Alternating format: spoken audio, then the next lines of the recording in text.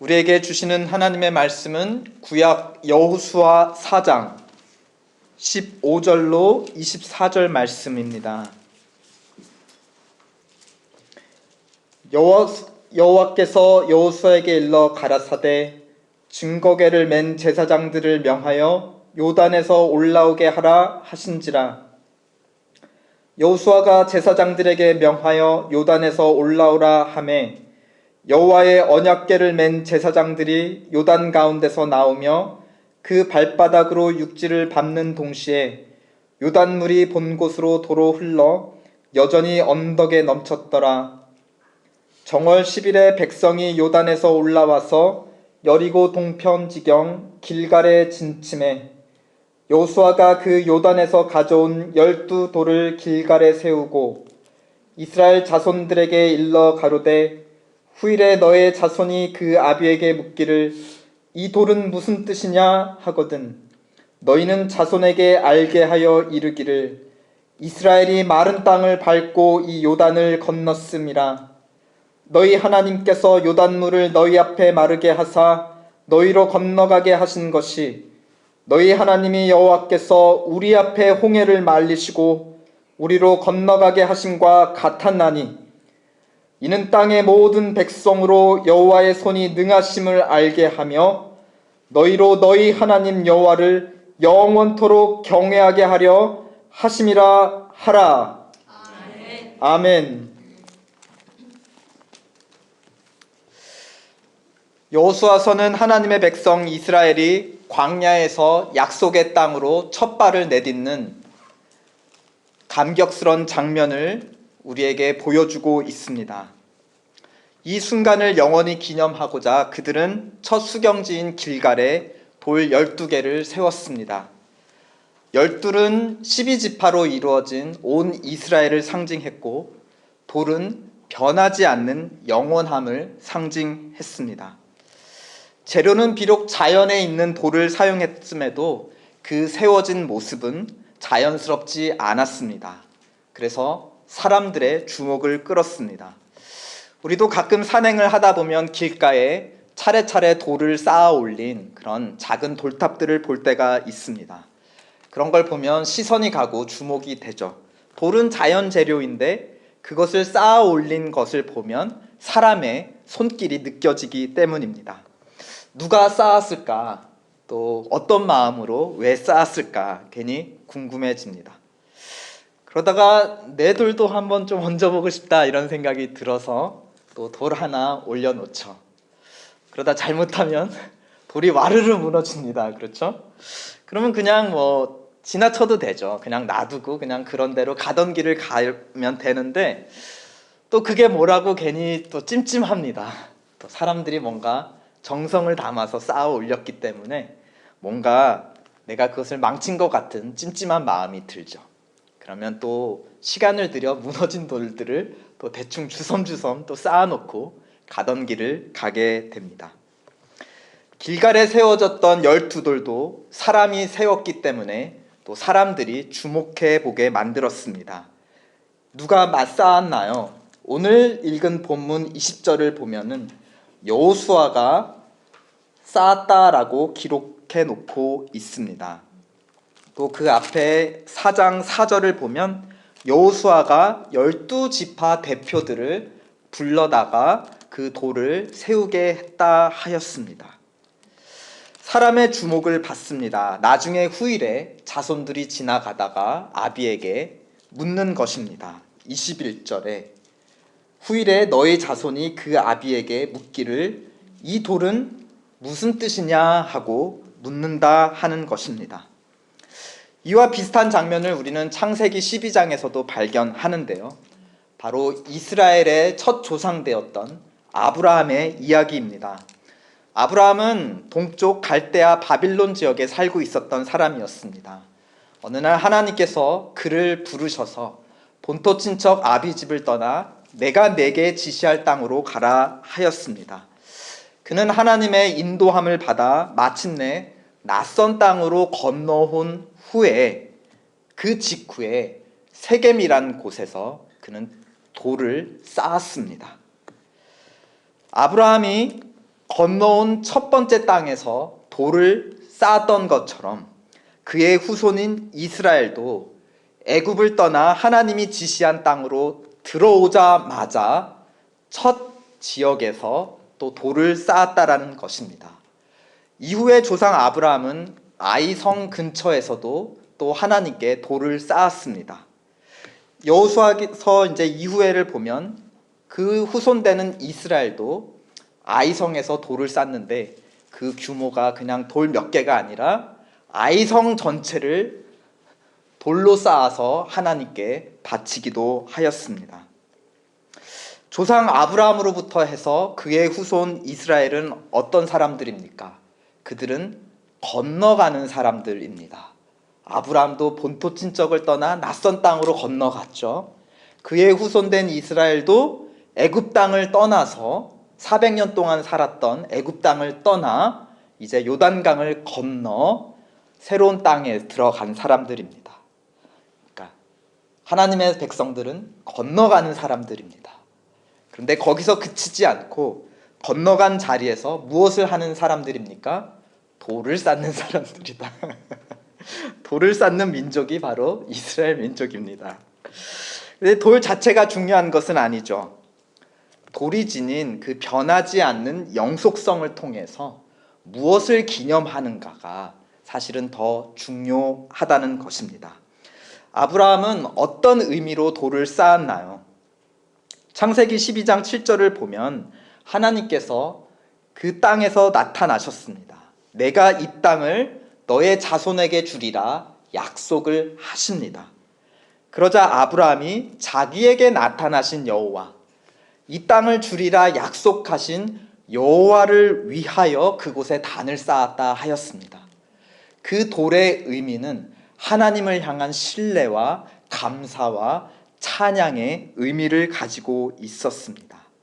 오늘 이스라엘이 쌓은 돌은 어떤 의미가 있습니까? 누군가 이 돌의 의미가 무엇이냐고 물으면 이스라엘 사람들은 무엇이라고 대답을 해야 됩니까? 여호수아서 3장 7절을 보면 아브라함에게 했던 것 같이 하나님께서 땅을 주시겠다 약속하십니다. 3장 10절이죠. 사시는 하나님이 너희 가운데 계시사 가나안 족속과 헷 족속, 히위 족속, 브리스 족속, 기르가스 족속, 아모리 족속, 여부스 족속을 너희 앞에서 정령이 쫓아내실 줄을 이 일로 너희가 알리라 하였습니다. 이 일을 통해 알리라.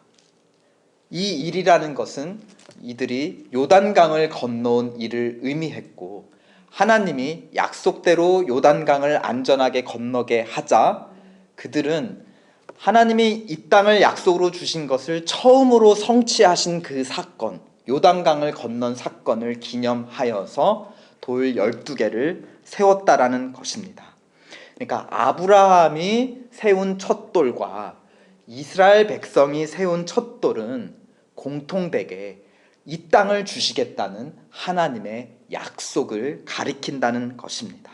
그리고 그 약속이 처음으로 성취된 사건을 기념하는 것이 바로 이 첫 돌의 의미였습니다.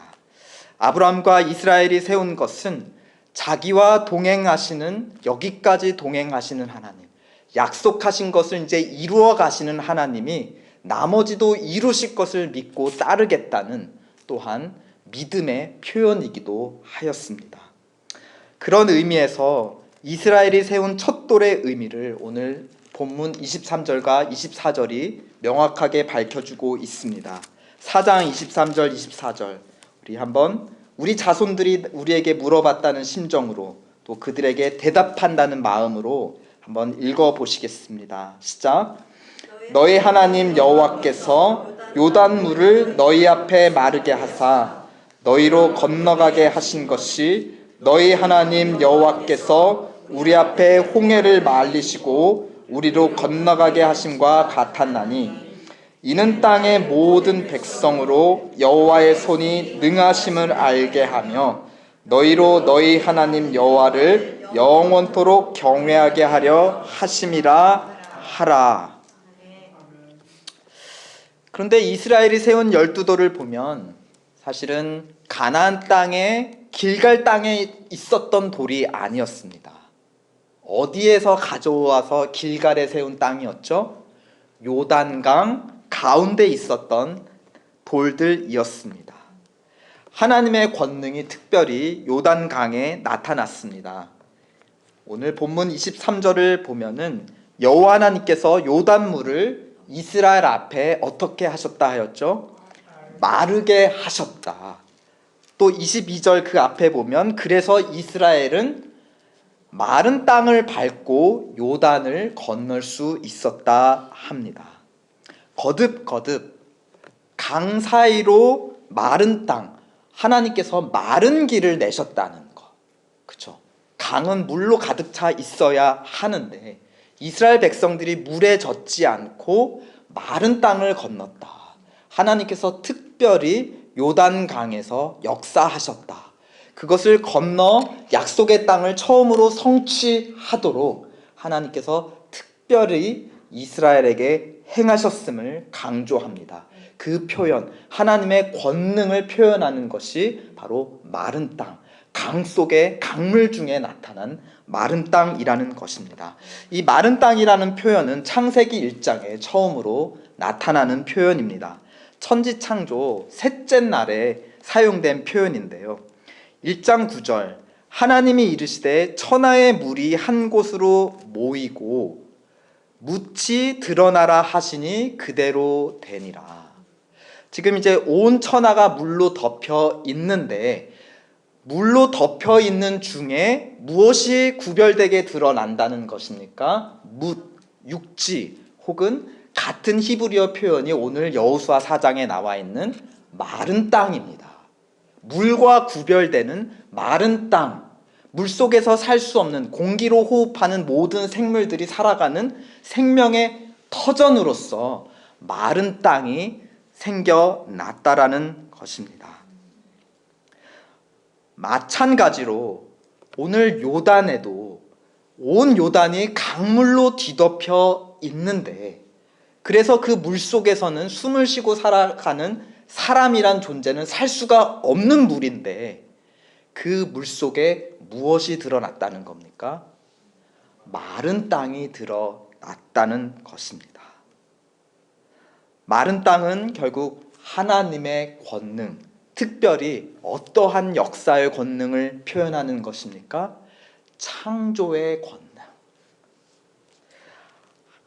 하나님의 임재가 머무는 언약궤가 제사장들에게 실려서 먼저 요단강을 밟습니다. 그러자 상류로부터 요단강물이 멈춰서 쌓였다 하였죠. 그러니까 그 사이에 내려왔던 모든 물들은 다 밑으로 흘러내려가고 이제 마른 땅이 드러나기 시작했습니다. 언약궤를 맨 제사장들은 요단강 한가운데로 갔습니다. 마른 땅 한가운데 섰습니다. 그곳에 멈춰 섰고 모든 백성들이 마른 땅을 지나가도록 그들이 물을 막고 섰습니다. 하나님의 임재가 마른 땅을 구별해 냈습니다. 그리고 본문 16절, 오늘 4장 16절 18절을 보시면 하나님께서 명령하셔서 마지막으로 언약궤로 하여금 건너편으로 건너오게 하셨습니다. 그러자 물이 다시 뒤덮였습니다. 그러니까 물이 멈춰선 것은 우연히 멈춰선 것이 아니라 하나님의 언약궤가 들어갔기 때문에, 하나님의 임재가 거기 섰기 때문에, 창조자가 그 강물 가운데 섰기 때문에 강물들이 순종하여 멈춰섰다는 것입니다. 그리고 하나님이 나오시자 그제서야 물들이 하나님의 말씀에 순종하여 순리대로 흐르기 시작했다. 그러니까 물이 멈췄다 흐른 것은, 이것은 자연스러운 역사가 아니라 하나님의 뜻이었음을 나타내고 있습니다. 이스라엘 12지파는 그러니까 창조의 권능 사이로 요단을 건넜습니다. 요단강을 건넌 것은 단순히 강을 건넌 것이 아니라 그들은 새로운 하나님의 백성으로 약속의 땅을 차지하는 하나님의 약속의 백성들로 거듭났다는 것을 우리에게 말씀해 줍니다. 하나님이 먼저 강에 들어가기 시작하셨고 백성들이 건넌 후에 하나님이 마지막으로 나오셨습니다. 시작도 하나님이 하신 것이고 마무리, 완성도 하나님이 하셨습니다. 시작과 완성의 역사 가운데 이스라엘 백성은 새로운 약속의 백성들로, 그 땅을 차지하는 약속의 백성들로 새롭게 창조되었다는 것이 오늘 본문의 역사인 것입니다. 이 마른 땅이 사용된 또 다른 성경 본문이 있다면 어디일까요? 특별히 물이 넘쳐 흐르는 가운데 마른 땅이 드러난 그 하나님의 창조의 역사, 또 우리는 어디에서 발견할 수 있을까요? 이미 아시고 계시죠? 바로 홍해 사건입니다. 출애굽기 14장 16절에 하나님께서 모세에게 지팡이로 그 물 위를 내밀어 갈라지게 하라 명령하셨습니다. 그러면 이스라엘 자손이 바다 가운데 육지로 지나가리라 약속하십니다. 여기서 표현된 육지라는 것은 창세기 1장 9절의 뭇이고 오늘 여호수아 4장의 마른 땅, 같은 단어입니다. 오늘 본문 23절에서도 여호수아가 오늘 일어난 요단강 건넌 사건의 의미를 어느 사건과 비슷하다, 같았다라고 하고 있죠. 23절 마지막에 너희 하나님 여호와께서 우리 앞에 홍해를 말리시고 우리로 건너가게 하심과 같았다.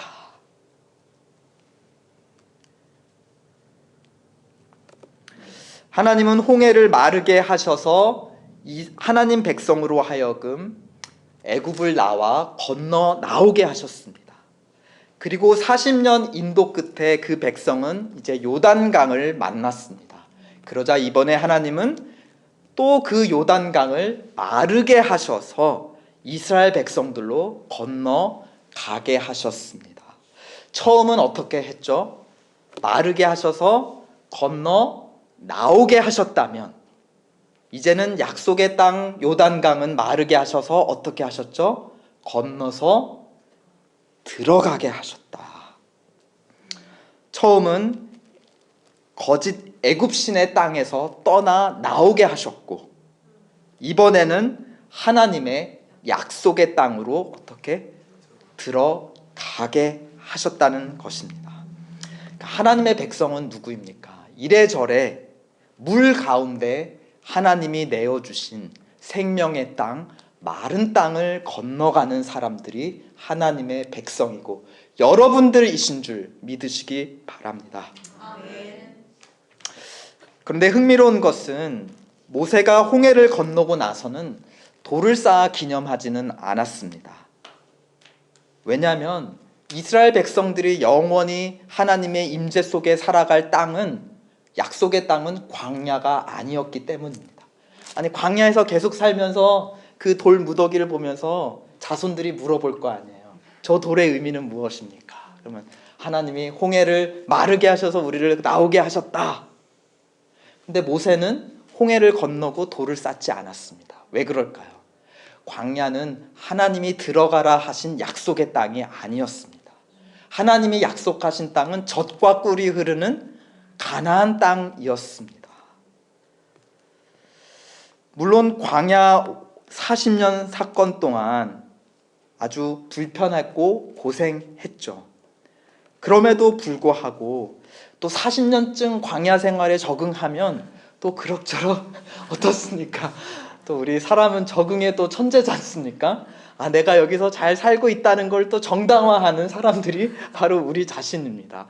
아니 그냥 무상으로 만나와 메추라기 고기가 꼬박꼬박 무상급식 되지 않습니까? 그럼 이 정도면 그냥 살만하다라고서는 살 수 있습니다. 그러나 하나님은 우리로 하여금 광야에 머무르기를 원하지 않으십니다. 광야는 지나가야 하는 곳입니다. 요단강 건너고 나서야 비로소 돌을 쌓아서 기념하였습니다. 왜 그러냐면 이스라엘 자손들이 그 돌을 보고 또 보며 하나님을 영원히 경외할 곳은 광야가 아닌 바로 그곳 요단강 건너 약속의 땅이었기 때문입니다. 그 땅은 어떤 땅이었나요? 누가 첫 감사의 돌을 쌓았던 땅이었나요? 아브라함이 그를 부르신 하나님의 인도함을 받아 그 땅에 자기에게 나타나셔서 약속하신 그 하나님을 기억하고 돌을 쌓았던 땅. 그 땅은 광야가 아니라 홍해 맞은편이 아니라 요단강 맞은편이었던 것입니다. 그러니까 이스라엘 자손들이 12개의 돌을 세워서 기념한 것은 단순히 자기들로 하여금 요단강을 건너게 하신 그 사건을 기념한 것만은 아니었습니다. 그보다는 오늘 홍해 사건과 같았다 했던 것처럼 출애굽 때부터 40년 동안 자기들을 인도해 오신 하나님을 향한 감사와 신뢰의 표현이었습니다. 아니, 그보다 더 오래전 아브라함 때부터 아브라함에게 돌을 쌓게 하셔서 주셨던 그 약속을 이제 몇 대에 이르러서 마침내 성취하기 시작한 그 순간을 그들은 기념했다라는 것입니다. 어쩌면 마른 땅을 처음으로 드러내셨던 창조의 사건까지도 이들은 기념했을지도 모릅니다.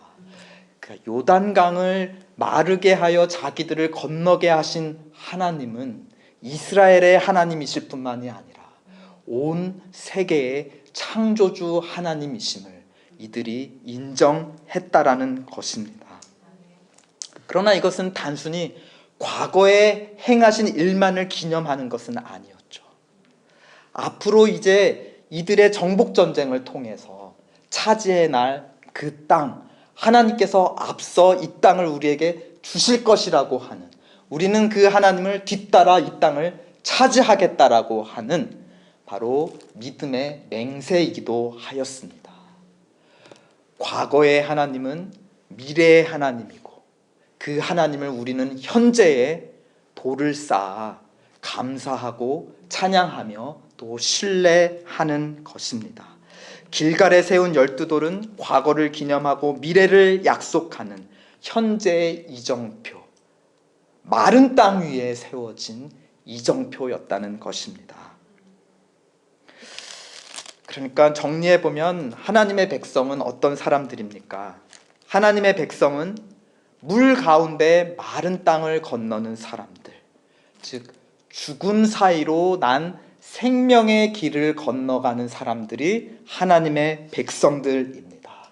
우리는 죄에 대하여 죽고 생명에 대하여 사는 사람들, 우리가 만들어낸 우상신들에 대하여 죽고 우리를 만드신 참 창조주 하나님 한 분에 대하여서만 사는 그런 사람들, 거짓신을 떠나 죄와 사망을 떠나 참 하나님, 참 생명에게로 건너가는 사람들이 우리인 줄 믿으시기 바랍니다. 또 하나님의 백성된 우리는 누구입니까? 우리는 돌을 세우는 사람들입니다. 우리 돌이 어디 있습니까? 우리 주변에. 바로 우리 삶 속에 하나님이 행하시는 역사를, 창조의 역사, 새 창조의 역사를 기념하고 또 증거하는 사람들입니다.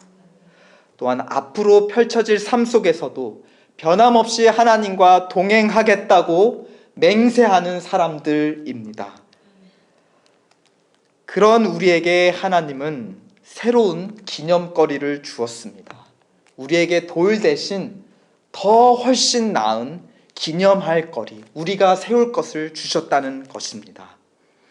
그것을 바울은 고린도전서 11장에서 이렇게 선포하고 있습니다. 곧 주 예수께서 잡히시던 밤에 떡을 가지사 축사하시고 떼어 가라사대 이것은 너희를 위하는 내 몸이니 이것을 행하여 나를 기념하라.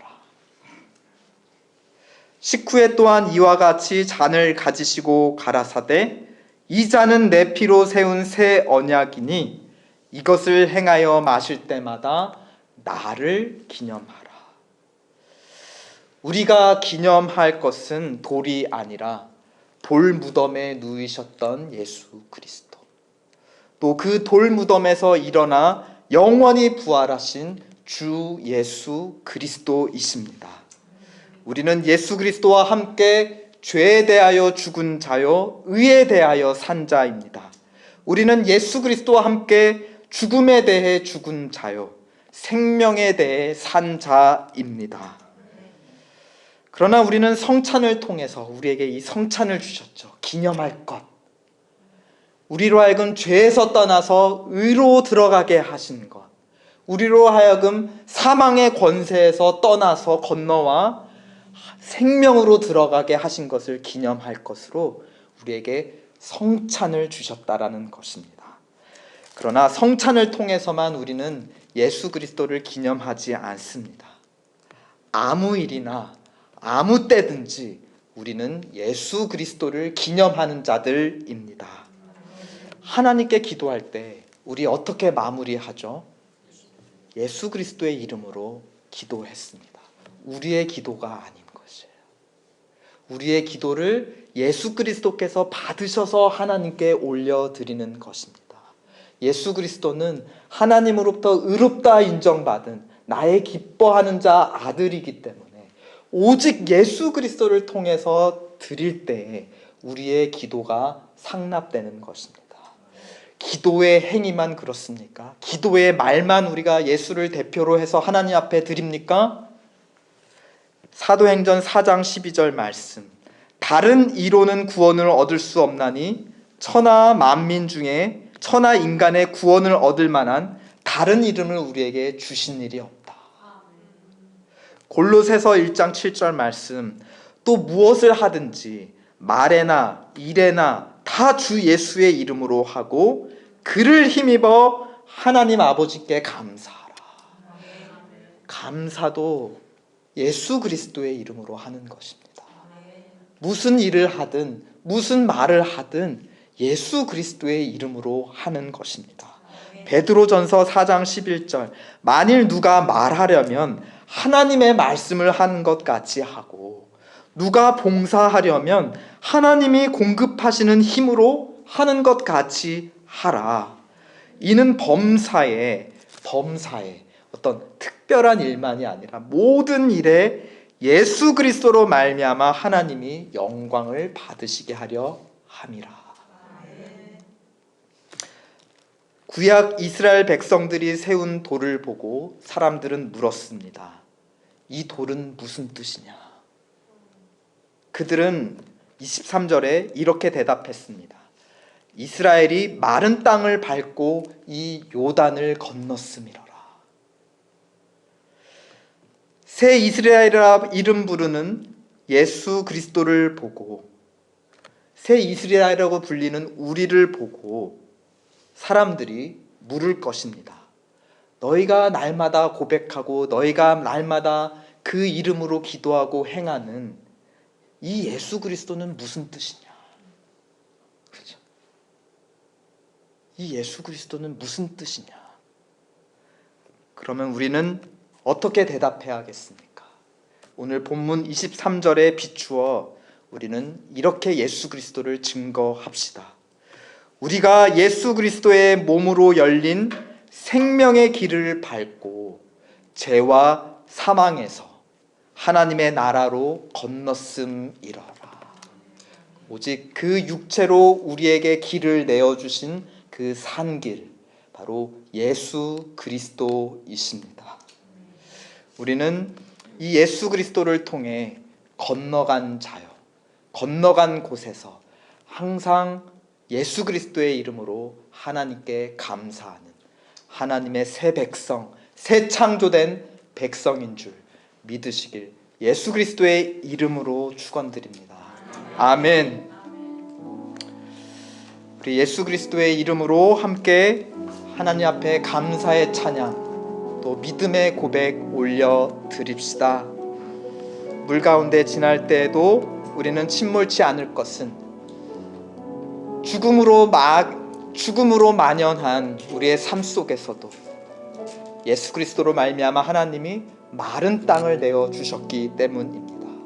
죽음 사이로 난 생명의 길을 걸어가는 사람, 바로 우리 예수 그리스도의 사람들입니다. 우리 이 시간 함께 일어나셔서 그 이름으로 이 찬양 올려 드립시다.